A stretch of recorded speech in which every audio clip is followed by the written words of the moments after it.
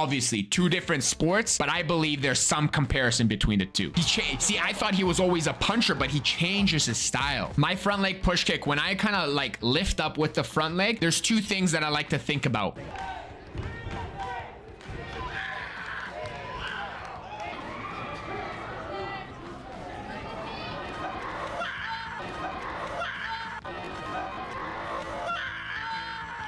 That's why I think Muay Thai and Taekwondo are similar. Hey, what's going on YouTube? Welcome back to another video. So we might have some new viewers today, and I want to welcome you guys and hope you guys enjoy the content. For those who don't know yet, I used to be an Olympic Taekwondo fighter for Team Canada, and I have been training for most of my childhood. This channel is based on me just learning about sports and the history behind it all. We take on boxing and Muay Thai right now, but we'll be going on to others. If you guys would like to join the journey, make sure to hit that subscribe button, and let's get on with the video. Now, we've been seeing a lot of Muay Thai and specifically Rodtang. He is becoming pretty much one of my favorite fighters, and I really want to understand his style a little more because I see him punch a lot and not really kick. So let's see if I'm right about that. Rodtang is a walking stick of dynamite.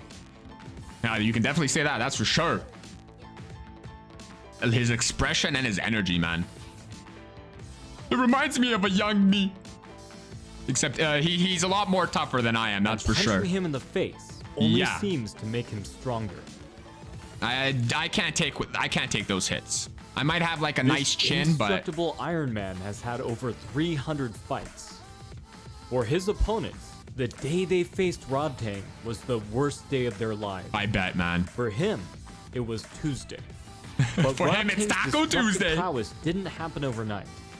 Like many Thai training athletes, since he was 6'7". He began training at a young age, helping to support his family. Wow, look at him. Soon outgrown the confines of his small village, moving to a top gym in Bangkok with serious world championship aspirations. He did not disappoint. Yeah, man, the Iron Man accumulated over 250 wins and multiple fights of the year at Thailand's most prestigious stadium, all by the age of 22. That's so young. He became known for pairing violent domination with high-octane, crowd-pleasing entertainment. As of this video, Rodtang sits atop ONE FC's flyweight Muay Thai throne and holds a 14-fight win streak, the longest in the organization's history. His only loss under the ONE banner came in a special rules MMA bout to fellow great Dimitri. Right, when he got submitted, see? So that's the thing that we saw in the other video. He was saying that he's going to be diving into more of the MMA style. When I think about MMA, I think about more like UFC. It doesn't really right away pop in my head of ONE championship. So ONE championship is somewhat like MMA, but there is no ground game, correct? If that's correct, if he says MMA like this Johnson guy, he got slept. Now, how does someone get to choose if they want a ground game involved in the tournament or if we keep that out? A pressure fighter in the purest sense of the word, Rodtang is like a walking tornado made of fists. His but he needs to be standing up in a hailstorm of unrestrained brutality. However, there is a method to his madness. Is there a method? When it comes to ring IQ, Rodtang is genius level. Wow, okay. A very simple but impressive example is his most recent fight against Edgar Tabares. Tabares was spamming spinning elbows. Okay. And Rodtang soon caught on. He was savvy enough to calmly block the attack mid-combination. Interesting. And punish Tabares for it with a knockout. But Rodtang's more clever. I had no idea. And dangerous than this basic example portrays. Because Rodtang punishes openings in his opponent's offense and defense alike. Yeah, they definitely do. Little room to breathe. Even as they shrink and shell up, the Iron Man crushes through with expert accuracy. Because he probably doesn't care if he gets hit. Rodtang's ability to me, a lot of things that I see about Rodtang, he doesn't mind getting hit in the face. He doesn't worry too much about blocking, but rather to see the openings in other fighters, right? So he's more focused on not getting clipped by anything or getting hit, but seeing where he can kind of go in aggressively and take control of the fight. And once he starts taking control of the fight and he keeps putting on that pressure, the opponent has to be more counter-minded, and they're trying to get their footing across. They're trying to get their establishment around the ring. So during that time, they're losing a lot of space and dominance around the ring, especially if Rodtang keeps coming at him. And that's the game that I see. It's really interesting to also know that, yeah, his IQ is there to like block and he sees everything and everything has a purpose and he's not just some grunt going in and fighting mindlessly, which is nice to hear. Punish an opponent's defense was highlighted Oh man, the against Super Saiyan hair. Nails British Muay Thai champion Jacob Smith. Rodtang picked up on Smith's He looks so over-reliance calm, on leverage yeah. blocks, also sometimes called long or straight blocks. Smith was using his outstretched arm as a frame to maintain distance and as a shield when he exited from exchanges. Picking up on this, Rodtang angled around it with corkscrew right hands. Corkscrew right hand? What is that? And fierce elbows over the top. Interesting. So he changes his game mid-game. Okay. Smith's usually effective leverage block was now nothing more than a guiding line straight to his chin. Right. He has his hand up there, so he'll just kind of roll around it. He rolls around it. Very smart. Now, is that something that comes with experience from fighting everybody, or does he particularly train that? Like, is that something that he trains? Because when we see his training videos, it's just massive cardio training with his kicks and powers. Those setups weren't enough. Rodtang took Smith's block as an invitation to trap his rear hand.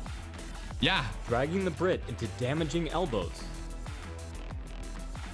I guess you give him that hand, he can just take it. From Smith for daring to try to defend himself. Now, do the judges also count how dominant you are in this like ring and fight in one championship? His main line of defense shattered, Rodtang proceeded to batter him with stiff combinations, threatening to wear out the padding on his 4-ounce glove. It's weird that the opponent doesn't stop doing that. Like, if he feels like something's going wrong, he should just stop doing it and then just try to do something different. No, like what Rodtang is doing, he sees that he's getting that defense on him and then he changes the fight. Why doesn't the other opponent do that? Oh, but that's split in the head, bro. You see that slit? And Rodtang doesn't need something obvious like a block to hone his offense. Is that his blood? Does he bleed? Is that him bleeding? Oh, he's getting old. Getting old. Against the former international and Muay Thai champion, Taegir Kolalov, Rodtang noticed a tendency to switch stances as he exited exchanges. But that's when he pounces. That's when he's going to attack. He starts to switch. The Iron Man started chopping away with a well-timed kick to his rear leg. Both competitors agreed to fight on a week's notice, so this likely wasn't game planning.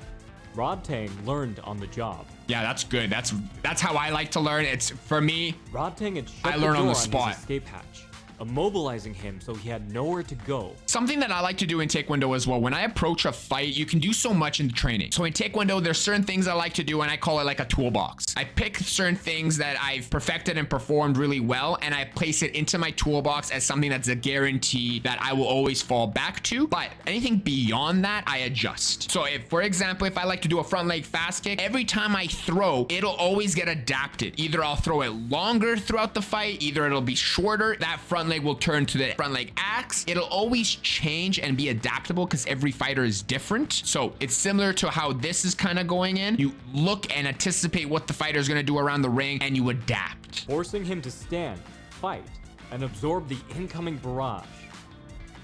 Okay, so take the legs out and then now it's hard for him to run. I love how he just comes back with a leg kick. Like he's frustrated. He's like, yeah, you want to kick me? I'm going to kick you.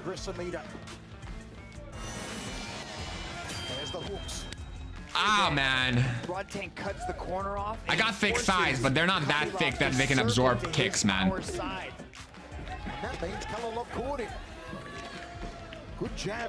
It must be also really difficult to like adjust your fighting style with such big gloves and the change. Big gloves to small gloves. The fight speaks for itself. Oh, this is a time. It was another. This is when he was just taking free punches to the face.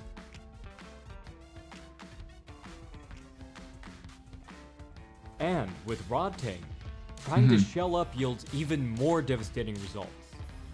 Standing opposite the former WBC Muay Thai featherweight world champion, Hakeem Hamech, Rodtang noticed the nice push kick, push kick, push kick. Every time they came into close range.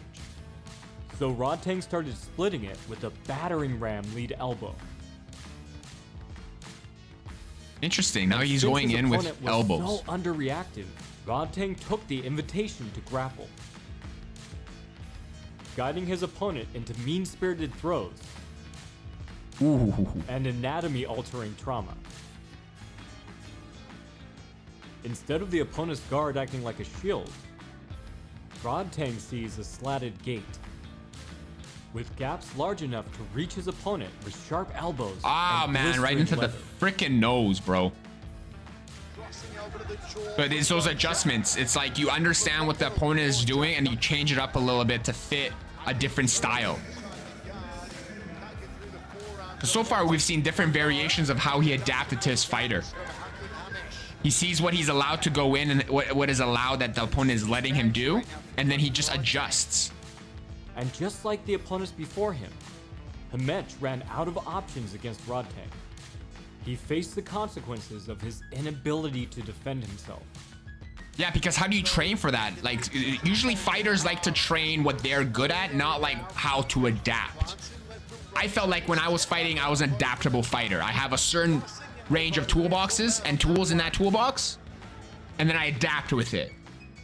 Until the last bell finally let him off the hook. Left him off the hook. I love it.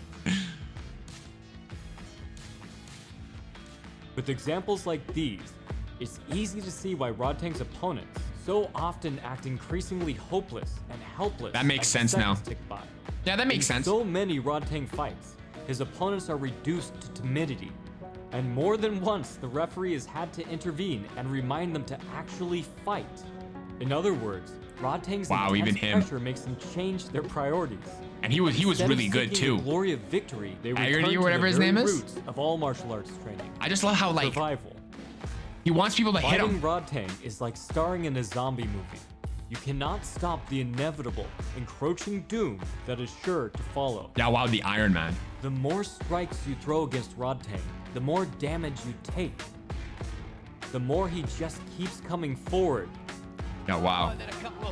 And that's what's the interesting part, right? When you see Rodtang fight and you see only his highlights and his clips, it seems like he's brainless, like he doesn't know what he's doing and he's just coming at the fighter. Maybe that's why I connect with him, because as a Taekwondo fighter, we have some similarities. Not obviously with the sport, but with how we approach fighters. Comparison between me and Taekwondo and Rodtang as a Muay Thai fighter, I like to kind of play around in the first round. I like to have him kick a little bit. I see the distance of his leg. I see what he likes. Does he like to move around a lot? And then I start adjusting to the circumstance, to maybe to how fatigued the other person is. Maybe he stopped using his front leg and he's trying to counter more. Maybe he's really aggressive today. Because each fighter, you know, they'll change depending on what you give him or what they see. So the things that I see that are comparable between Taekwondo and his style in Muay Thai is the way that during the fight, he changes the techniques. I love that. I think that's how I fight. I don't really like to plan too hard when I go into my matches. I'll have that tournament. I'll know what I'm good at, and I'll just kind of dance in the ring and see what the opponent is letting me do and what I can get away with. Maybe he doesn't like me being too open and he's a little bit nervous, so I'll be giving more of that, because then he'll feel that nervous and he'll hesitate. So when I see that hesitation, then I strike. So it's very cool, very interesting. Obviously, two different sports, but I believe there's some comparison between the two. You'll let me know, right?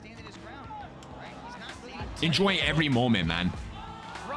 He changed. See, I thought he was always a puncher, but he changes his style. And while that seems scary enough, Rodtang's dogged pressure isn't the entire story. Okay. Unlike most of his contemporaries, Rodtang can get away with traditionally reckless attacks. Yeah, like right? his long-range shuffle hook, which he uses often.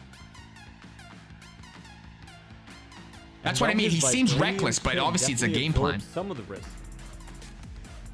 It's the Iron Man's underrated defensive mastery that keeps him safe during his bursts of Rod Rage. Without a deep understanding of defense, these risky attacks leave too many vulnerabilities. And with Rodtang, his defensive flourishes are easy to miss. Onlookers and opponents alike are swept up in his jaw-dropping offensive whirlwind. Yeah. Losing out on the finer details of a game that's just as reliant on defensive responsibility as it is violent, explosive. And this is why I'm watching this video. I'm so intrigued in the offense. On a razor's edge of risk and reward. Yeah, that's wild. He's wow. And he gets away with it by employing multiple lines of defense. The hop is always so cool. First, he doubles or triples up on his blocks. Sometimes this will be a 2-beat double parry, or a parry supplementing a block. Okay. His defense and his guard is really quick that it's hard to see really what he does and how he counters with it. He might add in a check at the same time. Yeah, okay. His second line of defense is expert tier head movement. Yeah. I can see the That's head not movement. enough. He could also move completely out of range. Yeah, that's wild. Another Oh, man. key element is that instead of applying catch-all defenses like a basic high guard, Rodtang deals with each specific strike his opponent throws, over-defending on most of them. Really? He By over-defends? over-protecting himself on each individual shot, Rodtang is able to march through his opponent's attacks to deliver individualized counters. If combat really is art, then Yes. Rodtang paints the canvas with a multitude of brushes and paints, each fitted for producing a specific result, while many competitors only bring a single brush. Because of this, Rodtang has the ability to make professional fighters miss so bad that they fall right on their face. Yeah, dude, he makes them Combined with seem like they're not excellent good balance and fighters, a bro. Strong base. It could also seem like Love they're the running expressions. right into a wall. So we've covered how Rodtang stays safe while exploiting his opponent's defense. Now, let's look at how he exploits their offense. Teeps, or front kicks, are one of the main tools to keep distance. Yeah, and yeah, could front kicks. potentially be kryptonite to someone like Rodtang. So, it's important that he Especially not because of only his height. defends them, he punishes them. Yeah, you can grab Does it. this with a vice grip teep catch that he chains into devastating counters. But you only have one strike, right? Unless one championship Once is his different. opponent's leg is stuck, it's stuck, and Rodtang will use the hold to push, pull, or turn his opponent, off-balancing them for whatever comes next, or throwing them to the canvas. My front leg push kick, when I kind of like lift up with the front leg, there's two things that I like to think about. One, if he moves back, I kind of go, okay, he slid back. He's thinking more counter. That front leg kind of gives me a little bit of a notion of, okay, what is he thinking about? What does the opponent want to do? And what was he thinking of doing to me?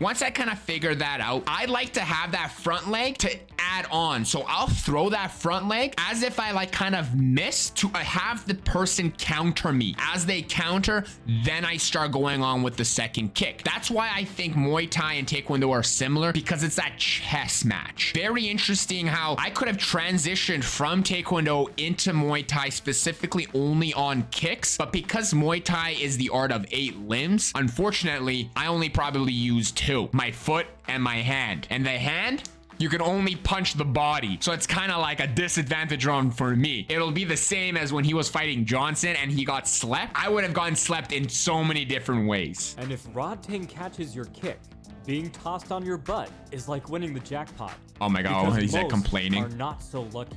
The Iron Man's punishment of choice is to punch with his free hand, pounding opponents. Yeah, we can't even when he hold in releases the Taekwondo. We blade. can only slide back and move away. Gut-wrenching body shots are his weapon of choice. I loved counter. One slide back, back leg turning kick was my favorite counter. Sometimes I'll angle it off like Mike Tyson. These punches are crushing. So much so that they made a world-class fighter like Jonathan Haggerty do a 540 on the canvas. But why Like he's a decide between the snowboarder, two dude. when you could punch and sweep at the same time? It makes perfect sense that someone who constantly attacks like Rodtang will need to learn to defend while attacking. Otherwise, they might have to stop, and Rodtang does not want to stop attacking. It's like his favorite thing. So Rodtang is more like an accidental counterpuncher. Accidental? Or rather, a counterpuncher out of necessity. I feel like I'm He's an throwing accidental strikes, and sometimes attacker. an opponent happens to be throwing something at the same time or a little before. So he has to avoid it. I love countering. I love playing the attack as if I want to aggressively attack someone so I can draw their insane counter and then reflexes to counter them. multitask like That's this. my favorite. Responding to a specific attack in the correct way while mid-strike. But Rodtang pulls it off. Obviously, he can't use the limb he's striking with, so he'll adjust his guard on the opposite side to block or parry at the same time. Oh, wow. Like using a sword and a shield.